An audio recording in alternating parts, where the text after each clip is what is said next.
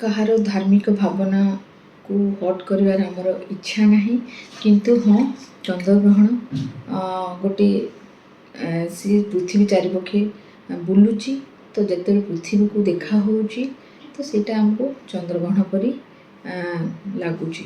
ତ ତେଣୁକରି ଏଥିରେ ମୁଁ ଡକ୍ଟର ତନୁଜା, ଆପଣମାନଙ୍କୁ ଡକ୍ଟର ତନୁଜା ହେଲ୍ଥ କେୟାରରେ ସ୍ୱାଗତ। ଯେମିତିକି ଆପଣମାନେ ସମସ୍ତେ ଜାଣିଛନ୍ତି 9 ତାରିଖ ଚନ୍ଦ୍ରଗ୍ରହଣ ଅଛି।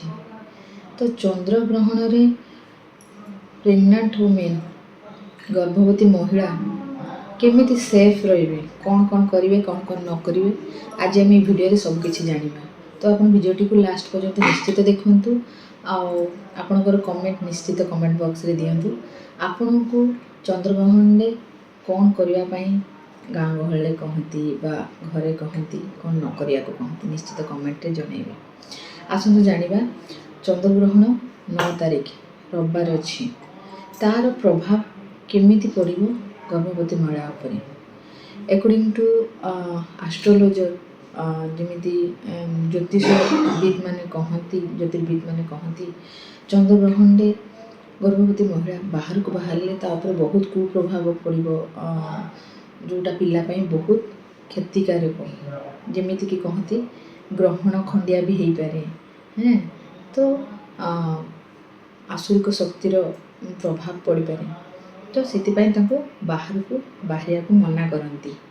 ତ ମେଡ଼ିକାଲ ସାଇନ୍ସ ଅନୁସାରେ ସେମିତି କିଛି ନାହିଁ, ପରୀକ୍ଷା ସେମିତି କିଛି ହେଇନି ଯେ ଆପଣ ବାହାରକୁ ଗଲେ ଗର୍ଭବତୀ ମହିଳା ତା'ର କିଛି ଖରାପ ପ୍ରଭାବ ପଡ଼ିବ।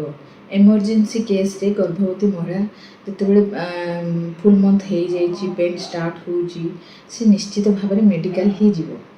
ତ ସେଥିରେ କୌଣସି ପ୍ରକାର ଅସୁବିଧା ହେବ ନାହିଁ। ହଁ, ଡାଇରେକ୍ଟ ଆପଣ ସନ୍ ଏକ୍ସପୋଜରରେ ଆସିବେନି, ଡାଇରେକ୍ଟ ଲାଇଟ୍ କଣ୍ଟାକ୍ଟରେ ଆସିବେନି, କିନ୍ତୁ ଆପଣ ବାହାରକୁ ବାହାରି ପାରିବେ, କିଛି ପ୍ରୋବ୍ଲେମ୍ ହେବନି। ତ ଆପଣ ସେଇ ଟାଇମ୍ରେ କୁହନ୍ତି କିଛି ଖାଇବନି, ପାଣି ଗ୍ରହଣ କରିବନି, ତ ସେମିତି କିଛି ନାହିଁ। ଗର୍ଭବତୀ ମହିଳା ଏତେ ସମୟ ଉପାସ ରହିଲେ ଅସୁବିଧା, ତାଙ୍କୁ ମେଡ଼ିସିନ ଖାଇବାକୁ ପଡ଼ିବ, ଖାଦ୍ୟ ଖାଇବାକୁ ପଡ଼ିବ ପିଲା ପାଇଁ। ତ ନିଶ୍ଚିତ ଭାବରେ ଆପଣ ଖାଦ୍ୟ ପାଣି ପିଇପାରିବେ ଗର୍ଭବତୀ ମହିଳା, କିଛି ପ୍ରୋବ୍ଲେମ୍ ନାହିଁ।